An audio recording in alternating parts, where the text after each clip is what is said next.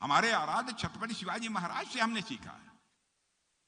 हमने वीर शिरोमणि महाराणा प्रताप जी से सीखा है, जिन्होंने अपने लोगों के साथ मजहब के आधार पर कभी भी भेदभाव नहीं किया है, जिन्होंने हमेशा राम राज्य के आदर्शों के अनुकूल जनहिताय सर्वजन सुखाय, सर्वजन हिताय सर्वजन सुखाय की नीति पर बराबर उन्होंने काम किया है।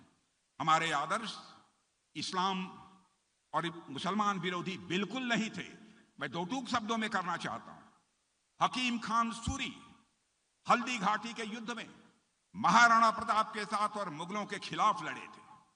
छत्रपति शिवाजी महाराज की सेना में भी मुस्लिम समाज के लोग थे। मेरे बहनों भाइयों, छत्रपति शिवाजी महाराज के अंगरक्षकों में सबसे भरोसेमंद सेवक मदारी नामक एक मुस्लिम युवक था, जिससे आप परिचित होंगे।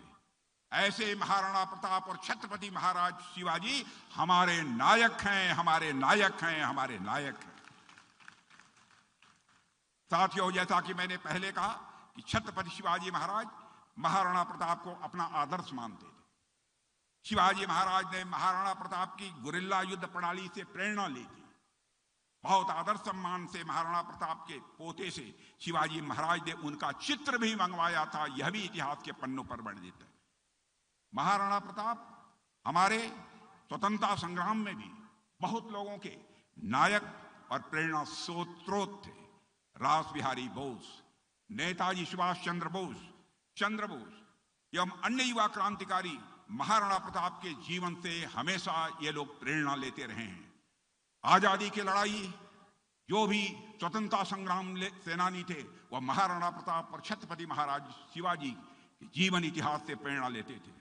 साथियों, आज जब भारत आजादी के अमृत काल में प्रवेश कर चुका है और विकसित भारत के रूप में उसका उदय हो रहा है और उसमें भी समाज के सभी वर्गों का सहयोग प्राप्त हो रहा है, हमारे प्रधानमंत्री नरेंद्र मोदी जी कहते हैं कि सबका साथ सबका विकास, वहीं उसमें उन्होंने सबका विश्वास और सबका प्रयास जोड़ दिया है।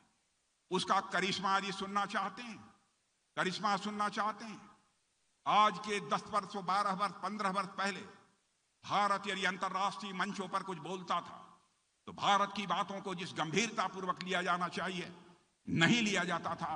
लेकिन आज भारत की हैसियत बन गई है। इंटरनेशनल फोरम पर, अंतर्राष्ट्रीय मंचों पर भारत कुछ बोलता है तो दुनिया कान खोलकर सुनती है भारत बोल क्या रहा है। यह हमारी हैसियत बनी है। धन दौलत के मामले में, देश की इकोनॉमी के मामले में जो हमारा भारत 2014 में 11वें स्थान पर था, वह जंप लेकर आज 5वें स्थान पर आ गया है। और बड़े बड़े फाइनेंशियल फर्म्स अब यह दावा कर रही हैं कि भारत जिस तेजी के साथ मोदी जी के नेतृत्व में आगे बढ़ रहा है, मेरे बहनों भाइयों, 2027 आते आते आज के 2.5 वर्ष के बाद भारत दुनिया के टॉप 3 कंट्रीज में यहाँ की अर्थव्यवस्था आकर खड़ी हो जाएगी। यह है हमारा भारत। और जिस तरीके के समाज विरोधी राजनीति कुछ लोगों के द्वारा की जा रही है, यह न तो महाराणा प्रताप की सोच के मुताबिक है और न तो छत्रपति महाराज जी शिवा के सोच के मुताबिक है।